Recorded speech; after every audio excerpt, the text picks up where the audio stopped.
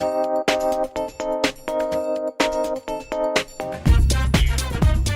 to What Consumers Want, the podcast that brings the voice of the consumer to the healthcare conversation. Are you interested in getting outside the healthcare echo chamber? Using research and insights, we explore key healthcare opportunities through the eyes of the end consumer. We examine trends outside of healthcare that are driving consumer expectations, as well as what consumers expect from brands now and in the future. This podcast is brought to you by MDRG, a market research firm that unlocks the whole mind for deeper insights. I'm your host, Lauren McCabe. Let's find out what consumers want. In this episode, we are going to explore diversity, equity, and inclusion in healthcare. We have a great conversation on deck for you with MDRG President and Founder Sandra Brown and our guest, Karen Ashley, Vice President and Chief Diversity and Equity and Inclusion Officer at Providence, a national healthcare system.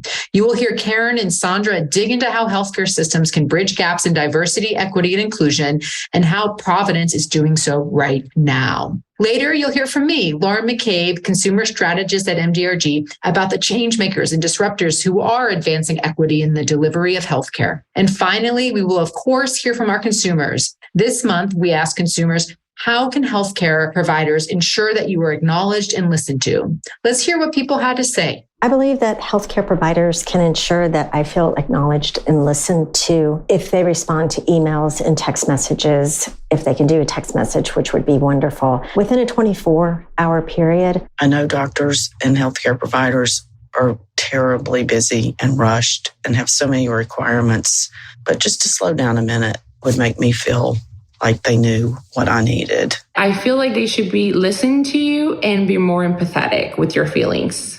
I'd like to be given more than one choice of treatment. I think one of the biggest ways healthcare workers can ensure that their patients are being listened to and acknowledged is by specifically saying, please let me know, am I hearing you correctly? And summarizing and repeating back what they said and giving the patients an opportunity to correct them or fill in any gaps. As you heard, there are so many different ways that consumers want to be acknowledged when seeking care. In our next interview with Karen Ashley from Providence, she shows exactly how acknowledgement and listening is instrumental in building an inclusive healthcare system. Okay, so I'm here with Karen Ashley, who is the Chief Diversity, Equity, and Inclusion Officer at Providence Health. So welcome, Karen. Really appreciate you being on. Thank you. Thank you for having me. It's a pleasure to be here with you today. Tell us a little bit about your role at Providence. Sure. So my role at Providence involves leading our diversity, equity, and inclusion initiatives. We are in the process here at Providence of developing our first ever comprehensive, consolidated DEI strategic plan. I am super excited about the work that we're doing to build this strategic plan. It's a 2023 to 2025 strategic plan. That is what I have the honor and privilege of doing here at Providence. So it's great to be here and super excited about the team, about all of my key partners and collaborators, senior leadership support. Can you tell I'm excited? Can you tell I'm excited? I'm excited that Providence is really leaning into this and really developing a very deliberate strategy to go forward.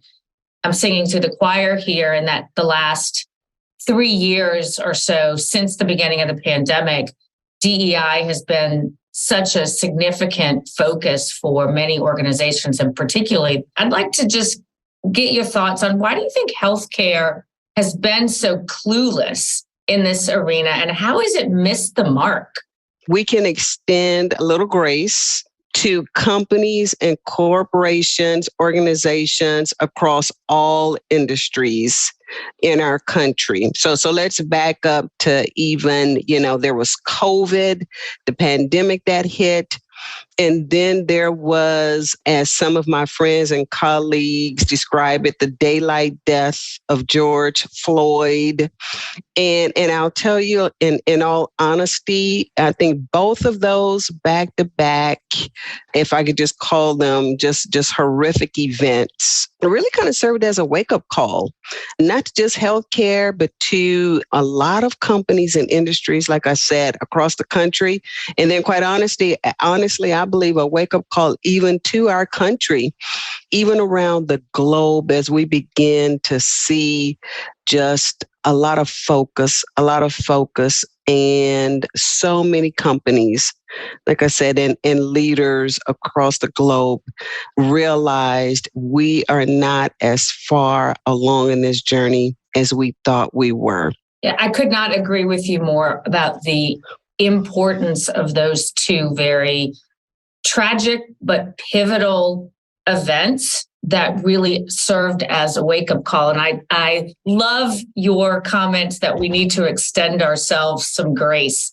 So I'm going to hold to that going forward. Let's keep talking a little bit about this idea. And I'm curious, what do you think the consumer expectations within healthcare organizations, what are those expectations that we are struggling to meet when it comes to our DEI efforts? Yeah, well, I will tell you, as a Black African-American woman, right? My family, as I was growing up, this inherent, historical mistrust of the healthcare system. So many biases, the microaggressions, the assumptions that we are the recipients of when it comes to our health care have just caused this generation of mistrust in the healthcare system, in doctors, in healthcare providers across the board. And so I think that where hospitals and healthcare systems, what they're beginning to realize is that this is real. This is real from the consumer, from the patient perspective, right? And I believe it's such as we are at Providence are beginning to realize that it's a gap that we have to close, that we have to have not just providers, but we have to have a holistic experience for our patients and consumers. As we talk about empathy, it begins from the moment a patient or a consumer calls to schedule an appointment. It begins from the moment a patient or a consumer shows up in the emergency department or in a clinic. And so, I believe that we're beginning to realize and to understand that we have to have a workforce beyond just doctors and nurses. We need to have a workforce, a frontline workforce, right, that is empathetic and that understands cultural competency, that understands, we can't treat all patients the same way because their issues, because their concerns, because their historical backgrounds, their experiences are different. And so I believe that is a journey that healthcare systems are on right now. And again, I'm going to say it's just super exciting to be a part of the journey to help Providence and this industry begin to pivot and to turn a corner and begin to start closing some of these gaps. You talked a bit about this first ever strategic plan that is going to take you from 2023 to 2025. Tell us a bit about that strategy and how you at Providence are aligning that around your DEI efforts. Sure. So first, let me start by saying we spent a lot of time gathering information, conducting a listening tour last year. So I spent 5 to 6 months on the road last year visiting with our caregivers across the entire footprint of Providence. I spoke with close to 600 of our employees, listening to their stories and their experiences with respect to diversity, equity, and inclusion in Providence. And we also, from our caregiver engagement survey, we have an inclusion index where we trended that data for about 3 years just to gather some insight as to how are we doing from an inclusion perspective. And then, of course, we studied the trend of our workforce demographics, and we use all of that information to inform our 2023 to 2025 DEI strategic plan. It's important to us that the voices of our workforce, our caregivers, are represented in this strategic plan. So we did a lot of due diligence up front to build this strategic plan. We have an intent statement, which is somewhat of our vision statement that serves as our North Star. And the intent statement reads as this: you belong at Providence. We're advancing world-class health with human connection through our shared commitment to diversity, equity, and inclusion. And so while this strategic plan is still somewhat in draft form, we're socializing it, we're close to finalizing it, but it's important that we have that North Star, that intent statement, that vision. We want to make sure that everyone, no matter who you are, that you have a sense of belonging, that you belong at Providence. The strategic plan has 3 pillars. The first one being promoting diversity, equity, and inclusion. The second pillar is caring for each other in our communities.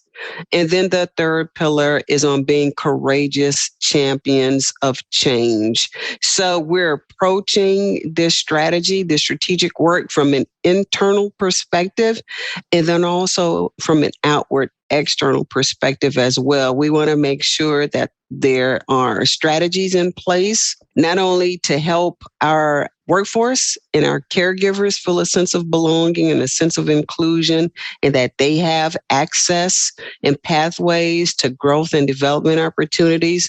We also want to make sure that our patients and the communities that we serve know and understand that this is work that is important to us and that is a priority for us. So, there are tactics within the strategic plan that even speak to ensuring that we have leadership that is representative from our front line all the way up to our boards. So our regional boards, our community boards. So it's a very comprehensive strategic plan. I could go on and on talking about it because, again, I'm so excited about where we are and how we've drafted this plan and how many of our caregivers have had an opportunity to weigh in on it. So let me stop right there because I could talk probably for the rest of our time together about our strategic plan. I love that you had such an extensive listening tour. I'd love to hear more about the Inclusion Index. That's piqued my interest. Sure. So we conduct an annual employee survey. We call it Caregiver Engagement, Caregiver Experience Survey. And as a part of that survey, we have several questions that make up Inclusion Index. And those questions are designed to measure how included our caregivers feel here at Providence. And so we carved those 9 questions out of the survey. And we slice and dice the data for those 9 questions by race, by ethnicity, by gender, by geographic footprint, by job level, by job category. We do all of that work to gather insights as to how our employees, what their state of inclusion, how they feel about, whether or not they feel included. Are their voices heard? Are their opinions taken into consideration? Those are some of the things that we try to pinpoint with respect to this Inclusion Index. And so that actually is one of the metrics that we've identified, the Inclusion Index, that will help us track and measure the second pillar of the strategic plan that I shared with you just a little bit earlier. So we're very serious about, fostering and creating a culture of inclusion, and then coming up with a mechanism, this Inclusion Index, to measure and track whether or not we're making progress on creating a culture of inclusion for our caregivers. Excellent. So I want to pivot a bit to some work that we're doing here at MDRG, and it kind of picks up on your earlier comment about the importance of empathy. So what we're doing is developing a 4-part series, and one of those series is to really think about how empathy can help bridge some of these DEI gaps. And one of the definitions that I like for empathy, there's so many out there, is that empathy is seeing with the eyes of another, listening with the ears of another, and feeling with the heart of another. So I'm curious what your thoughts are with respect to this notion of empathy and its role in this broader DEI conversation that we're having, but also that we're having as an industry and we're having as a country. It's a great question. So, if I can go back to the listening tour sessions that I conducted, right? And so in each location, I had 2 90-minute sessions, one with core leaders and then a second session with individual contributors. And so as we're on this topic of empathy, it was interesting to sit in my space, in my role, which was just to facilitate the conversations and to listen. And so in so many of our sessions, the conversation started out very high level. Everything is fine. We don't have any issues. Everything is great. And then it would just take, if I tell you, Sandra, one person who would be courageous enough to say, well, hold on just a minute. Let me share with you what my experience has been. And once that person would finish telling their story and their experience, you could almost hear a pin drop in the room. And people begin to understand that, oh my goodness. I mean, and literally, I had people who would sat in the circle and would say, I've worked with you for 20 years and I never knew that. And it would create just such a dialogue where you'd see the humility, begin to rise up, and people would begin to understand, oh my goodness, there's a lot that I don't know. There's a lot that I thought I knew, but oh my goodness, here's my coworker who is also a friend who has had some experiences that I've just absolutely have not been privy to. And so when we talk about empathy and people beginning to understand, oh my goodness, I need to begin to broaden my horizon. I need to begin to open my thinking, to open my heart, right?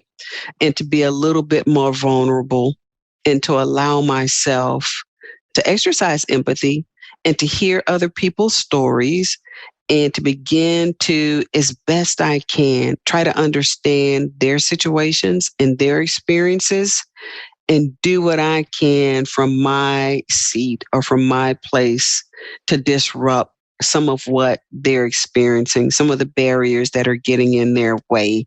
So, this whole notion of empathy, it has to be organic. It has to be authentic. And quite honestly, I believe a lot of it comes from having conversations and people giving themselves to be vulnerable and to say there's just so much that I don't know.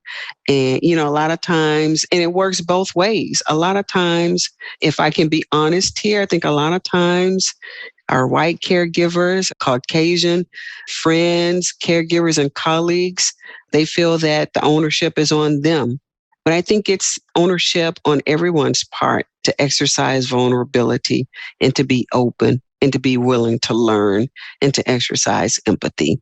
I'd love your thoughts as we begin to wrap up on how the industry really needs to evolve in order to ensure that we are putting empathy into practice, and those who are, again, from a different sexual orientation, race, ethnic identity, are feeling as though we are listening and providing culturally sensitive care. What does that evolution look like? Sure. So I would say the evolution looks like the industry, healthcare industry, as we sit in communities and serve communities, that we also have to be citizens of the communities where we serve, that we have to be engaged and involved with the communities, that the communities need to know us as well. And again, I'm going to say kudos. I'm so proud of the work that Providence is doing. We launched not too long ago a Stand Up to Cancer initiative, where we collaborated with Black churches. And this was in our South Division, so in California, in the LA area. We partnered with Black churches to raise awareness about the importance of colon cancer, right? Colon cancer screening. As we know, Chadwick had the unfortunate timely death and was such a huge pillar in the community and a spokesperson for colon cancer. The work that Providence came alongside with 30 Black pastors from across Los Angeles to talk about the importance of colon cancer and getting screened and how important it is for the health of the community overall.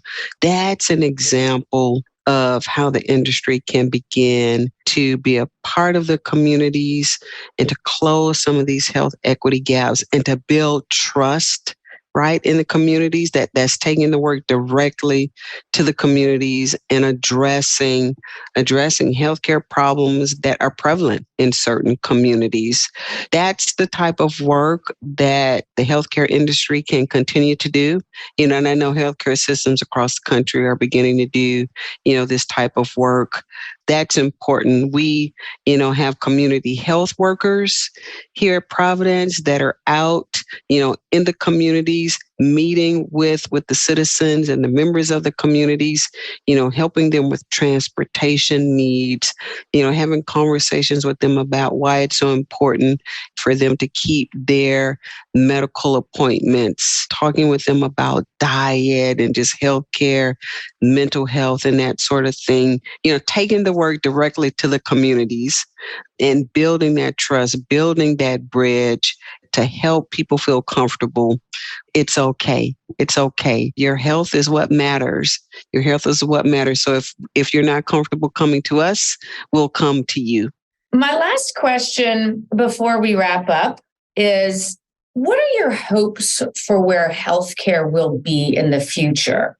What would you imagine in the next 5 years, in the next 15 years, the ideal state to look like? Oh, wow. That is a great question. I will start with this. From a DEI perspective, the day where companies get to the point where they can say diversity, equity, and inclusion, it's just second nature for us, second nature. We do diversity, equity, and inclusion without even thinking about it. We don't have to talk about it. It just happens. I will say the same for healthcare.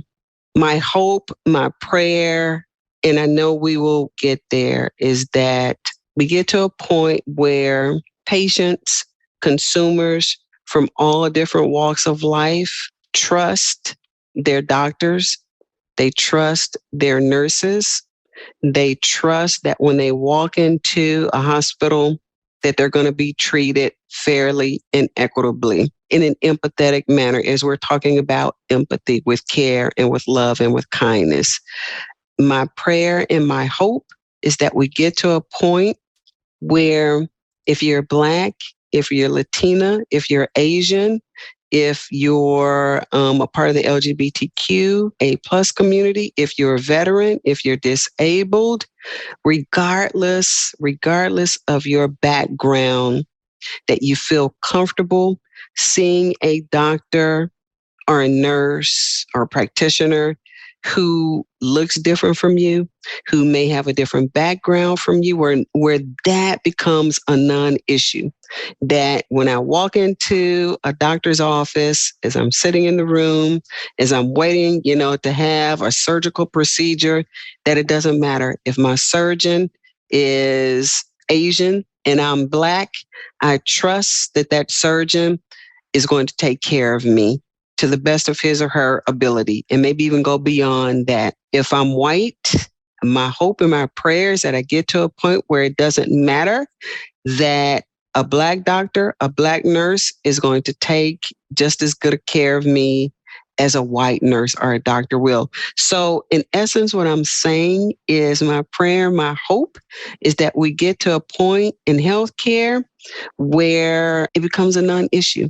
It becomes a non-issue, and that there's trust all around, that there's trust. Great parting thought. And, this idea that DEI is so ingrained into the DNA of the system that it's not something that we even have to be developing plans around anymore. Karen, is there anything else that you'd love to share with the people that will be listening to this podcast? I know there's so much more we could have talked about. Yes, indeed. So, I will say to the people who are listening to this podcast, lean into this work. As we talked about, the third pillar of our strategy being courageous champions of change. Let's just deputize, Sandra. How about we do this? Let's deputize everyone who's listening to the podcast as a champion of change. And I would encourage everyone, no matter what your job is, no matter what your role is, do what you can to positively affect change in this healthcare industry. As you go to your providers, your doctors, and your physicians, ask them questions. Ask them questions about whether or not they've gone to DEI training. Ask them questions about if they've gone to implicit bias training or what their DEI journey is. And encourage them in that way. So I just encourage everyone, lean into this work. Don't be afraid of it. Be courageous champions of change, and just commit to wanting to leave our healthcare system in a better place than we found it. Okay, you all heard it. You are now deputized as courageous champions. I accept the challenge, and I hope that everyone else will as well. Thank you, Karen. This has been such a great conversation. I have really appreciated your time, and I look forward to sharing our conversation out more broadly. Just a reminder to those who are listening about our empathy series. The link to that is in the show notes if you are interested in getting a sense of what we are doing here at MDRG. Thank you. A big thank you to Karen for sharing her insights. Next up, we are going to explore the consumer trends that are disrupting healthcare. Our focus this month, equity. Welcome to Outside the Echo Chamber, where we talk about trends impacting healthcare. Today, we are talking about the change makers and disruptors who are advancing equity in healthcare. Let's talk about the maternal health crisis. The maternal mortality rate in the U.S. is 3 times higher than other high-income countries. Birth is even riskier for Black American women, when 55 women die per 100,000 births versus 19 deaths per 100,000 births for white women. And side note, in the Netherlands, which is the safest place in the world to give birth, only 1.2 women die per 100,000 births. So what is being done to address this? She Matters is a digital health platform that supports Black mothers with culturally competent care, has published their, quote, pink book, end quote. This interactive map combines data on maternal outcomes from the CDC and U.S. News, showing where the safest healthcare systems are for Black women to give birth. Currently, they spotlight hospital systems in the 14 U.S. states with the largest African American populations, but they plan to expand coverage soon. Key takeaway here for healthcare systems: you must proactively share data and show what you are doing to bridge disparities and care gaps. If you don't, others will do it for you. Along the lines of maternal care, Walmart is paying for doula services in 4 U.S. states with the highest maternal mortality rates. That's Louisiana, Georgia, Illinois, and Indiana. As shared by Walmart, quote, "We have chosen to expand the doula benefit to these states in particular because we see potential to have an instant impact for our associates who live there," end quote. Walmart joins other major companies like CVS and Microsoft that offer coverage for doula care. Shifting to broader efforts, there also has been an increase in healthcare startups that are addressing the need for culturally competent care. Suvita Health, launched in October of 2022, delivers care to elderly Hispanic patients. Patients can choose to get care at home, virtually, or in a clinic. And care in a clinic, it features larger than average exam rooms, so patients can bring their extended family, as well as bilingual providers. Key takeaway for healthcare system: culturally competent care looks at the social determinants of health and addresses all of them, including how patients want to receive care and what will make them the most comfortable. CityBlock, another disruptor in the space, provides medical care and additional support to help increase favorable outcomes. CityBlock says, quote, count on us for the things in your life that affect your well-being, such as childcare support, setting up checkups and appointments, even getting groceries and finding a place to live, end quote. Wrapping up here, it's more important than ever that traditional healthcare is proactively reporting gaps in care and addressing them in a 360-degree way, taking into account the patient's life outside the clinic. Looking to and collaborating with the disruptors will go a long way in starting the journey to a more equitable healthcare system. We'd like to give a big thank you to our guest, Karen, and of course, the consumers who share their thoughts with us today. If you are looking for more information on this topic, you can subscribe to our 4-part empathy white paper series. We will be releasing the 4th and final white paper this month and have covered empathy in the workplace, as well as how empathy can drive more equitable healthcare. You can go to our show notes for a link to that content. All right, you guys, thanks so much for tuning in. If you like what you heard, please share, rate, and review on Apple, Spotify, or your favorite podcasting platform. For more content about simplifying healthcare, visit mdrginc.com. That's mdrginc.com. This show is produced by Shift Forward Health, the channel for changemakers. Subscribe to Shift Forward Health on your favorite podcast app, and you'll be subscribed to our entire library of shows. See our full lineup at shiftforwardhealth.com. One subscription, all the podcasts you need, and it's all for free. We'll see you next time on What Consumers Want.